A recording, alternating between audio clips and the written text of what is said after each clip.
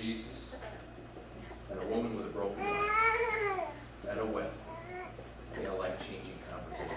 That's personal.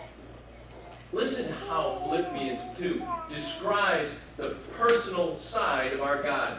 It says, Christ himself was like God in everything. He is God. But he did not think that being equal with God was something to be used for his own benefit. Well, those people got their problems. Not my problem. I'm up here in heaven. I don't need to get involved. That's not his attitude. But he gave up his place with God and made himself nothing. He was born as a man and he became like a servant. And when he was living as a man, he humbled himself and was fully obedient to God, even when that caused his death on a cross. Who takes the initiative in this whole matter of God and human beings coming together? You know, we talk about our great search for God. It's not about that. We don't find God until he first reveals himself to us. It's always God taking the initiative to find us, to reach us. And he doesn't stop at anything, does he? He doesn't let anything get in his way. You want to do something good for somebody, or I want to do something good for somebody, and it's hard work. We'll try. But after a few obstacles, we finally do what? Forget it. And we give up. God doesn't let anything get in his way, not even a cross. That's the God that wants to meet you. That's the God that met this woman with a life in shambles at a well. And that's what we want to talk about today. It says that he had to go through Jerusalem. It's kind of interesting. It gives you the impression that that was the only highway back up to Galilee. Not the case. And I'd like to show you a couple maps to explain this. It's very interesting. Let's localize ourselves geographically. Let's look at the big picture. All of the events in the Gospel of John take place in that little country of Israel. Got the yellow circle around it. Pretty small, 120 miles from north to south, maybe 40, 50 miles from east to west. It's a very small country. Now, let's zoom in and look at the nation of Israel. In the south, you've got Jerusalem. That's where we were last week as Jesus talked with Nicodemus. That's where Jesus cleaned out the temple. Now he's got to go up back to Galilee. That's in the north, and you'll see there's Capernaum, there's Nazareth, there's Cana. We were there at the wedding with him. In the middle is Samaria. Now the fact is most Jews didn't go through Samaria. Most Jews went by the red route. They took the detour. Do you remember what the woman said when Jesus asked for the drink of water? She says, "How can you even talk to me? You people don't associate with us." The Jews, they didn't want to go into Samaria. They didn't want to even be near those people. So they went way out of their way to get away from them. But not Jesus. Because Jesus had to go through. The word "had to go through" isn't so much it was by necessity. It means more, he had something to do. Now you think about that. God comes to this earth and he goes right through Samaria for one reason: to meet with an insignificant woman that all the rest of society had given up on. But there's more interesting history about this well at Sychar. Let's go to the next slide. It talks about the well being near Mount Gerizim. And this is interesting how the Old Testament and the New Testament ties together.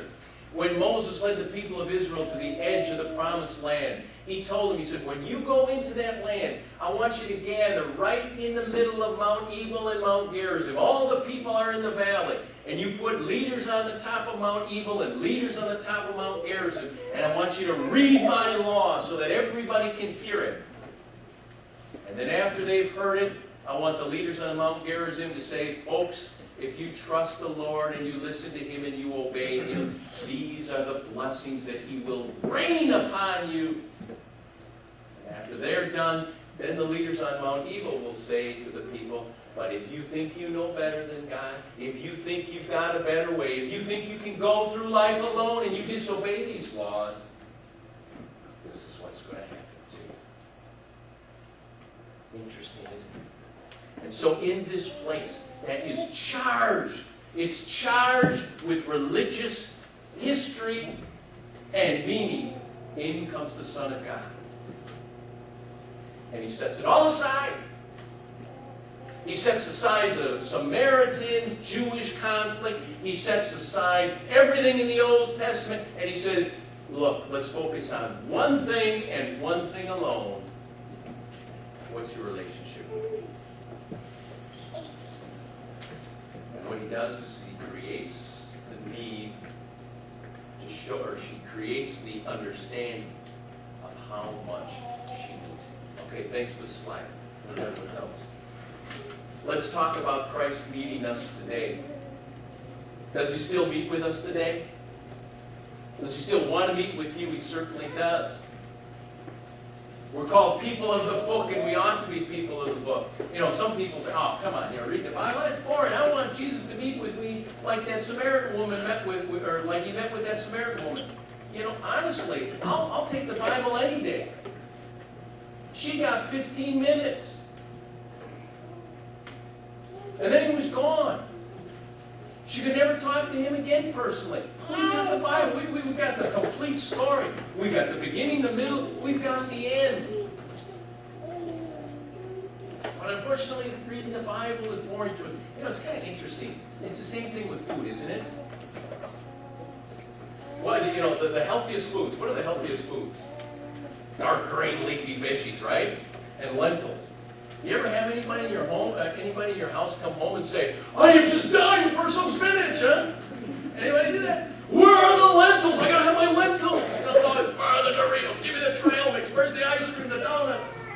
It's interesting. All the things we like are not good for us, and all the things we should eat, we don't like to eat. That's true in spiritual things too. But that's where we're going to meet God. That's where God is going to speak to us. And through communion. And it's not only through the Bible, but that's where it starts. That's the principle. That's the primary place where God meets with us. But, you know, when you read, hopefully we just don't forget. We read what God says to us, and then we carry it with us. And then God meets us through other people. Especially through other Christians. God comes to us. And there's that Christian who may confront us when we're doing something that we shouldn't, or who is there to pick us up when we're falling down, who's there to give us the wise word that we need at just the right moment to help us do the right thing. And there's even circumstances that God uses. Somebody once said that pain is God's megaphone, and in a sense that's right, isn't it? You know, when something goes wrong, when we're hurting, that's when we look up, God, what's going on? And that's when our ears are open. And that's when all that Bible reading and all thinking about what He is saying to us, it starts to come together. God wants to meet with you. He gives us every opportunity. But when He does, remember that He's in it to change your life. Frank made a really great statement. When that woman started that conversation, or continued the conversation with Jesus, you know, her priorities, what she wanted, was very different than what Jesus was going to give her. She wanted indoor plumbing, right? She didn't get that, did she?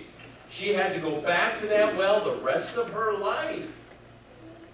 In fact, what Jesus gave her might have made her life outwardly much more difficult. Think about it. She's had 5 husbands, and now she's living with this guy. Now, what has this guy got? Why has he probably got her living with him? You know, for her interesting conversation? Come on. But she comes back, and she says, I've met God. My life's been changed. And my life's going to change. How do you think this guy's going to react?